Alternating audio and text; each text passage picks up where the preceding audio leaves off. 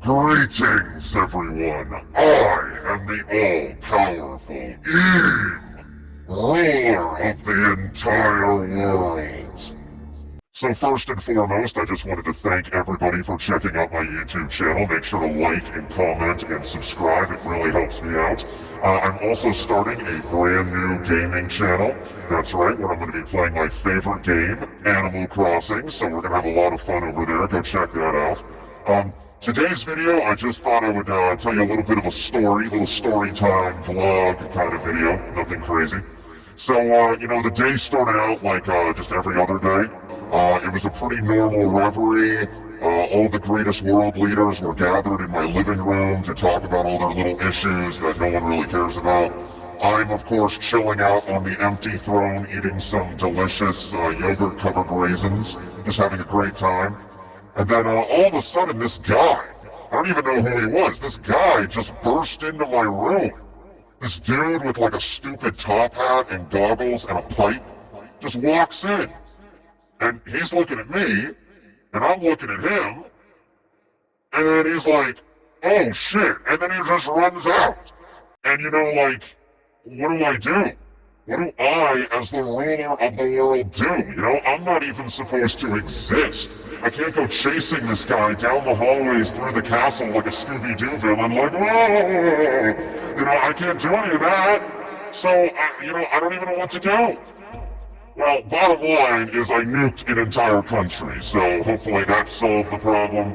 I think it probably did, So anyway, yeah, that's the video. Hope you guys, enjoyed, and remember, check out the gaming channel and hit that alert bell for all the new videos. Also check out my merch store, the Sama merch store. We got a lot of really cool merch that's going to be, coming up here soon. So, yeah, thanks for supporting and all that kind of stuff. Thanks for watching, everybody. Signing out. Huh. Well, that was weird. Barry, do you have any idea what just happened? Yeah, I don't either. Okay. Hey, everybody. Teching 101 and Barry here. Welcome back to the channel. Today, we're going to be talking about Sabo. More specifically, we're going to be talking about Sabo surviving. More specifically than that, we're going to be talking about Sabo surviving after seeing Eam on the empty throne. Now, this is really gonna heat up quick because I do not know if this has ever happened throughout all of One Piece history before. Because Eam is literally supposed to be this ghostly figure that's supposed to be the ruler of the world, but no one's supposed to know about him except for, like, the Gorosei and maybe a couple of other people, right? And so he has maintained this position, I would assume, for the entire time. I don't think Eam is like, he dies and another person takes over. It's not like a king or like the Pope or something like that. I believe it is the same individual that has ruled over the world from the background, from the shadows, for like the last 800 years. Now, you could say that maybe somebody performed the immortal surgery operation on him, or you could say he's a cyborg, because we know now through Vegapunk that the One Piece world prior to the Void Century was like this super advanced civilization. He might not even be a cyborg. He might be a robot. He could be a ghost. He could be a vampire. I'm kind of hoping on vampire a little bit, just, because I'm me.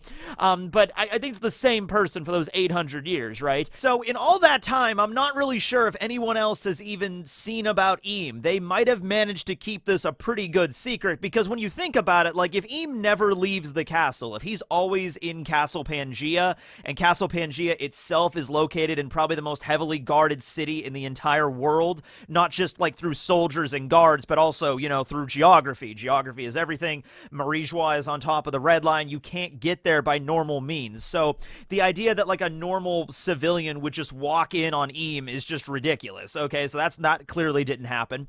Now, I think it might have been feasible that throughout the centuries, because the reverie is held at Castle Pangaea every 4 years, I think it is possible that maybe at one point, maybe some king or queen or somebody as a member of their guard might have wandered in and seen Eam. Because the thing is, like, Eam doesn't really seem to be hiding as well as you'd think, because the empty throne where Eam, like, sat down when the Gorosei met him, the empty throne is not, like, in some hidden room in the Castle Pangaea. Like, everyone, all of the kings, like, arrived there when they got to Reverie to put a sword at the base of the throne to kind of pledge their loyalty. Like, Stelly, who is the ruler of the Goa Kingdom, who's Sabo's stepbrother, you know, he was asked, because this was the first time he was ever at a reverie, to take a sword and plunge it in front of the, you know, in front of the throne to kind of like showcase his loyalty to the idea that no one will sit on the empty throne, right? So this is like a big public area that they were all hanging out in before they went to the reverie, before they went to the roundtable conference, okay? And then after everybody clears out of this room, I guess Eam gets the go-ahead, like, Eam, it's okay, you can go chill out on the throne now again, nobody's in that room anymore, and Eam is like, okay, and then he goes and sits down, and he listens to the Gorosei, and is like, we shall obey your every command, Eam, you know?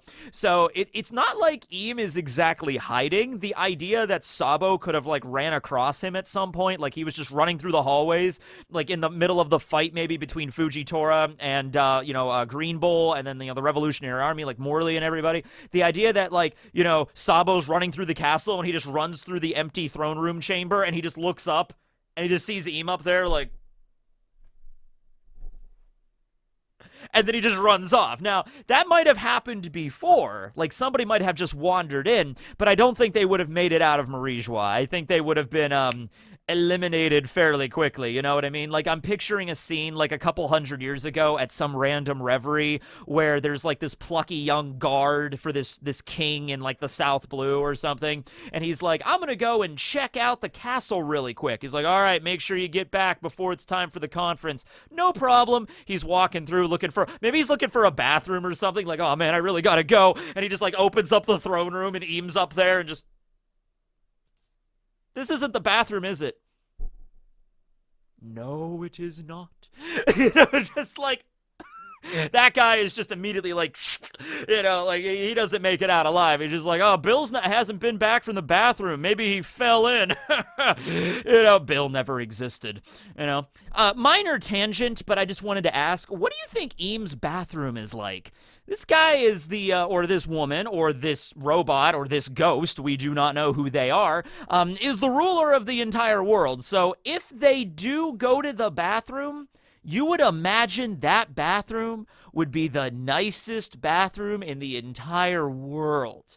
Okay, these are the real hard-hitting questions that I am concerned with, okay? Yes. So anyway, that might have happened before, but the fact is that it isn't just a normal person walking in on Eam. This is Sabo, all right? Not only is he an outsider, like, he's not a member of, like, a royal kingdom or something. He's not a king or a queen or a guard or somebody that you would expect. No, this is the chief of staff of the Revolution. All right, this huge military organization whose main goal it is to bring down the Tenryubito system. And he managed to get into the throne room and see Eam sitting on the throne, the most carefully guarded secret in the entire One Piece world, by the world government, pretty much. And Sabo now knows about him, okay?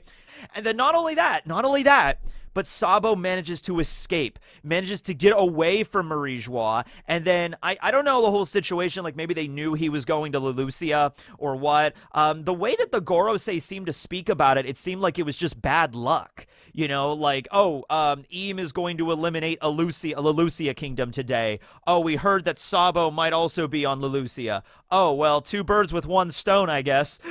You know, I don't really know. It seems rather convenient that would have happened. Maybe Eam specifically knew Sabo was going to be there. Maybe Eam has some kind of clairvoyance ability. I've made a lot of videos talking about Eam's powers specifically, so we're not going to get into too much of that today. But, you know, the fact that, you know, Eam is like, I will eliminate Lelucia kingdom, and that just turned out to be the place Sabo ended up. So it seems like it's too good to be true. So that was the reason Lelucia was wiped out, because Sabo was there, because Eam does not want anybody to know their secret. So tries to eliminate Lelucia, does eliminate Lelucia. That kingdom still got, you know, nuked from orbit. Like, it it's still gone. Like King Seki, the vampire dude, blah, he's eliminated. He's dead, okay? His daughter, who was the princess that we saw during the before Reverie that Kobe saved from those pirates, she's also most likely dead. They were pretty horrible rulers, so not really that big of a deal there. Moda survived, who was the girl that worked on the farm that Ace met. So, the island, the country itself is gone, all right? It's just nothing's there in the water anymore. Lelucia never existed, but there are some survivors of Lelucia that were on the ship that Sabo took out of the kingdom, so he got to witness the entire island just get nuked. So that's something else that Sabo now knows about that nobody else is supposed to know about. Not just him, but also Moda and all the other survivors from Lelucia. They all saw their entire island, their whole nation just get blipped out of existence from a sky weapon, okay? So the cracks are beginning to form here, where Eames' visage is beginning to be well known to the world. It's like, okay, so Sabo even tried to relay this information to Dragon before he even got back. He took out the Den Mushi and he's just like, Dragon, I have to let you know I didn't kill Cobra. Also, somebody, empty throne, and then boom. And you know what's nuts is we later found out in the most recent chapter, Sabo did not have time to encrypt the call with a white Den Mushi. So Sabo was risking that call being hijacked or listened into, but that information is just so valuable to the revolution, I would imagine that he would have to. This is huge. This is huge to find out that there is one person sitting on the throne that rules everything, okay? So Sabo's like, I need to get this information to Dragon. I don't even care if anybody's listening in. Actually, honestly, if more people are listening in, the better, because Eames-sama's existence is kept secret from everyone, okay? Sakazuki, who's the fleet admiral, does not know about Eames' existence. Kong, who is the supreme commander of all the branches, the Marines, Cypherpole, Warlords, back when there were Warlords, probably the commander of the SSG above Vegapunk or whatever. Kong probably does not know about the existence of Eam. It is the 5 Gorosei and maybe a handful of servants that directly work for him. Because Eam is not going to draw his own bath. Eam, if he eats, is not going to make his own food in the kitchen. You know what I mean? He's got to have some servants to help him out with that. I mean, come on, he's Eam, right? So beyond that, nobody else knows. So that's another reason why, we had that line of dialogue where it's like the Lelucia kingdom was eliminated. The Lelucia kingdom did not exist. And the intelligence division of the Marines intercepted no calls that day. So the idea that Sabo picked up a Den Mushi and he was aware that, okay, some people are definitely going to overhear this. Some Marines are definitely going to tap into this call. But, what does it really matter? Because all I need to do is get this information to Dragon. First and foremost, letting Dragon know that Sabo himself did not kill Cobra. That's important. But also just I didn't kill Cobra. Also, there's a person sitting on the empty throne. You won't believe what I saw. That...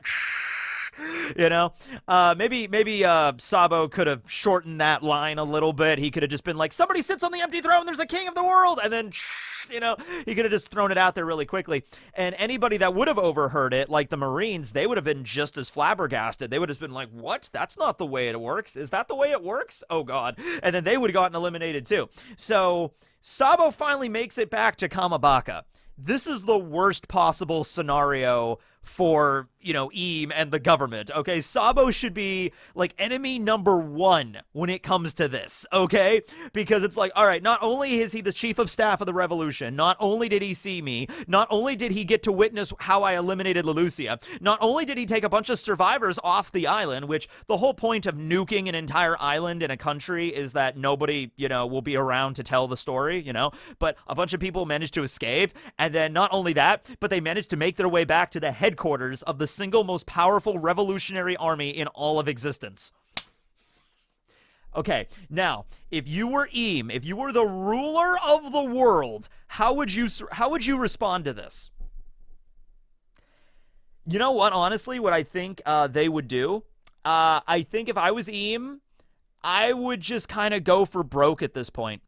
You know what I mean? I would just be like, okay, too many people know too many things now. This is going to spread like a virus. Sabo knows. All the Lelucia survivors know. The revolution now knows. because Sabo's going to sit down and tell this whole story to Dragon and Ivankov, and everybody in the Revolution's going to know. All the commanders are going to know, if they don't already know already, like Morley and Karasu and Lindbergh, if Sabo did not relay this information to them as well, because he was with them. Everybody's going to know, all right? So Eam might just be like, all right, it's going to spread like the plague. I got to go for broke and just we're purging. We're just going, Now, I don't know if that sky weapon he used to obliterate Lelucia, I don't know if that thing needs to charge or what. Like, okay, it's going to take a couple of years for this to recharge, but after that, you're done. Also, I'm just going to throw out a question here. If, okay, I can understand if Eam was under the assumption that, like, okay, Sabo is on Lelucia, I'm going to eliminate Lelucia and then kill two birds with one stone, that I don't need to worry about it anymore. Because I was going to ask, why did Eam just not eliminate Kamabaka Kingdom? Because the thing is, like, they did not know where Baltigo was. Baltigo was this weird kind of like mystery island somewhere in the Grand Line. The location of it was hidden from most of the world. Maybe even Eam did not know where it was. We don't know Eam's abilities, though, so maybe they have some kind of ability that could know. But the question is, if Eam was aware of where Baltigo was, and Baltigo was the understood headquarters of the Revolutionary Army for several years, maybe several decades, they were based at Baltigo, and then all of a sudden, why wouldn't Eam just use the sky weapon to obliterate Baltigo? And he's like, oh, boom, we eliminated Dragon, we eliminated Ivankov, all the commanders, vice commanders, we eliminated the Revolution's headquarters in one fell swoop. It's gone.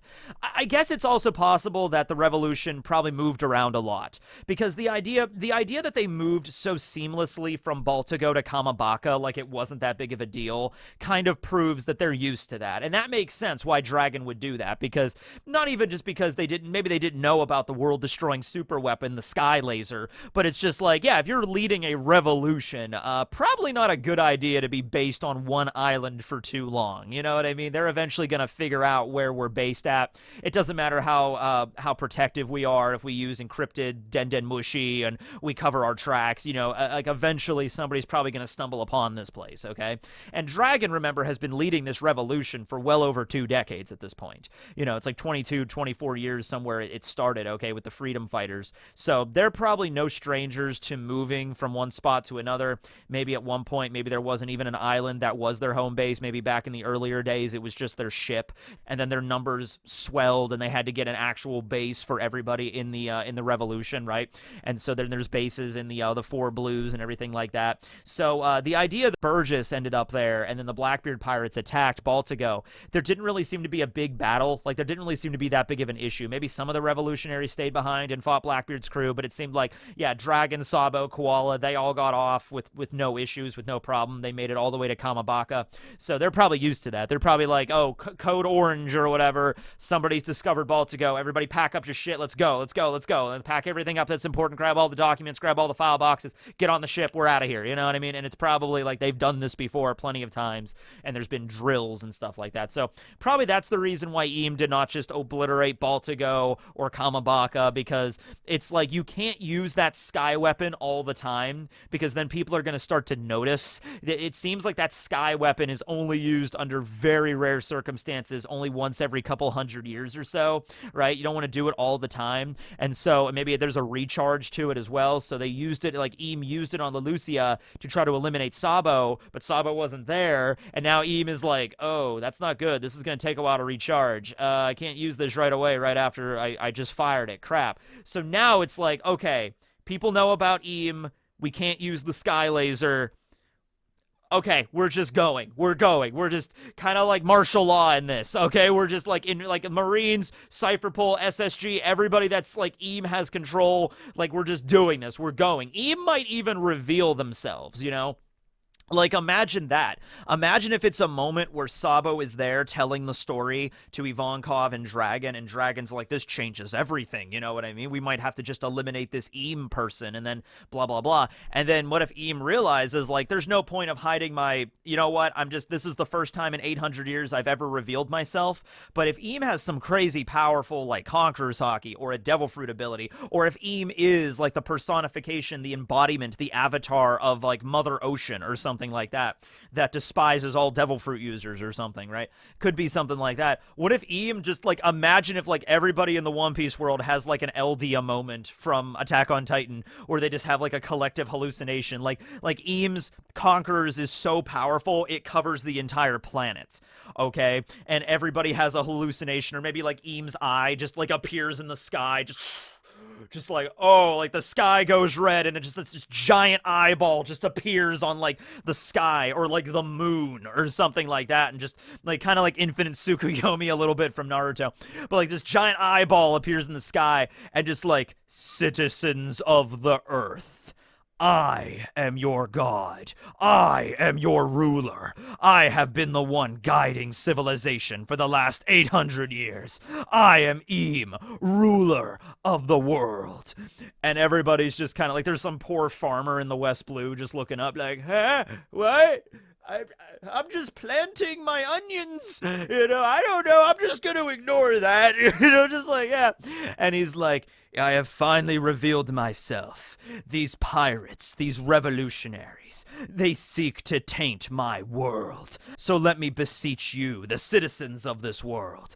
If anyone fights against me, you will face my divine wrath. So it might be something like that. Like if Eam just has that ability, if he could just reveal himself to the entire world, maybe he would. He also doesn't have to do it in some grandiose way. I mean, it would be really cool if he could like communicate telepathically like Conquerors, or like a giant eyeball in the sky.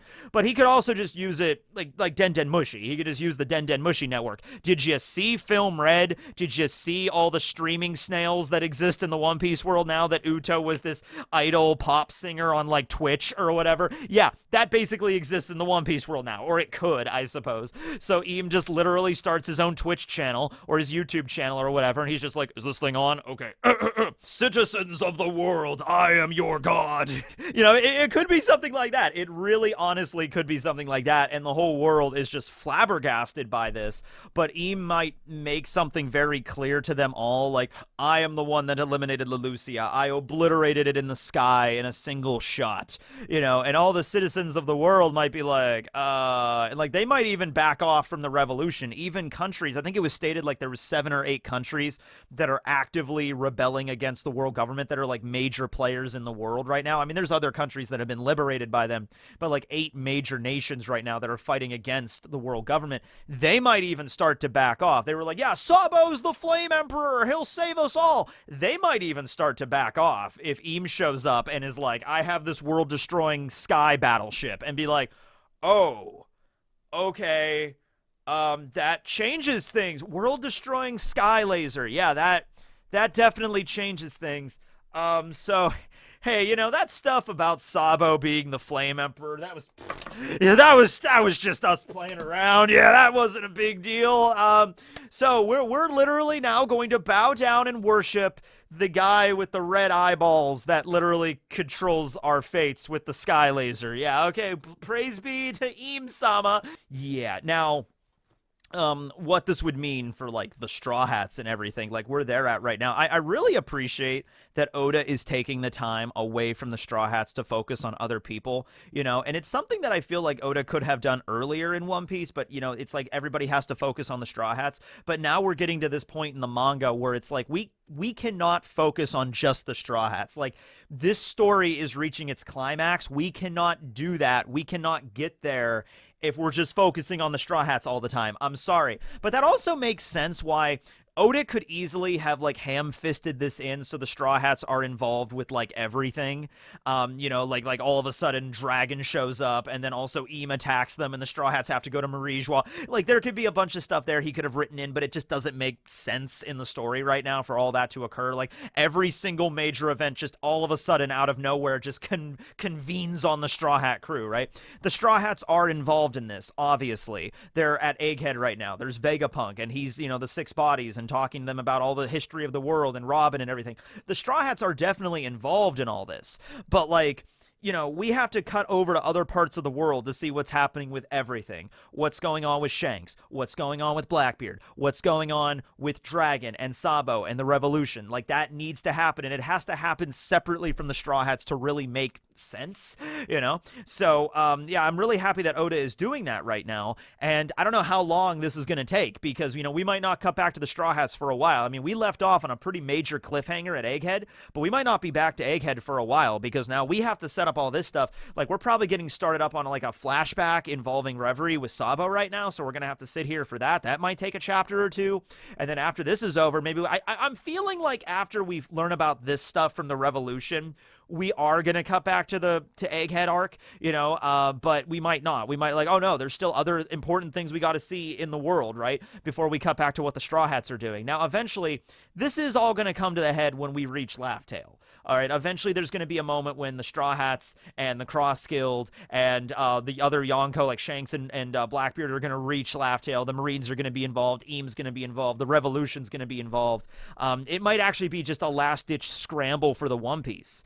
It might be a thing. We don't know also all of that Sabo learned. We know Sabo saw Eam on the Empty Throne, and we know, but Sabo might know more stuff about the Void Century or the Will of D or some other information that he learned while he was like running through Marijois or something, right? So that we don't know exactly all the stuff Sabo knows. So it might all come down to the thing, like if Eam goes for broke and is just like, I am the ultimate dictator and ruler of the world that has divine god power, you're going to listen to me or you're going to, be incinerated. They might be like, okay, the only thing that could maybe stop Eam and manage to go against him is on Laugh Tale, is the One Piece. So that might be that final push. I mean, there already is a lot of motivating factors like we saw in the last chapter with the Cross Guild, Buggy riling everybody up. But it might not just be about, like, the romance and adventure anymore. It might literally come down, like Luffy will always care about that. But it's like, if Eam reveals themselves and is like, I can eliminate you all, Shanks might be like, we need to get to Laugh Tale. We need to get to Laugh Tale and find the One Piece. That's the only thing that could deal with this right now, okay? Yeah, and then so, and if that doesn't happen, if Eam reaches the One Piece first, or if the government reaches the One Piece first, Eam might literally establish, themselves as ruler of everything, ruler of the world. And there's nothing anybody could do about it. And, if he has access to all of the ancient weapons, for example, and just like, I can just, Poseidon, I control all the sea kings in the world. I control this ancient weapon that can obliterate islands. I control this sky weapon that we've definitely seen can obliterate islands.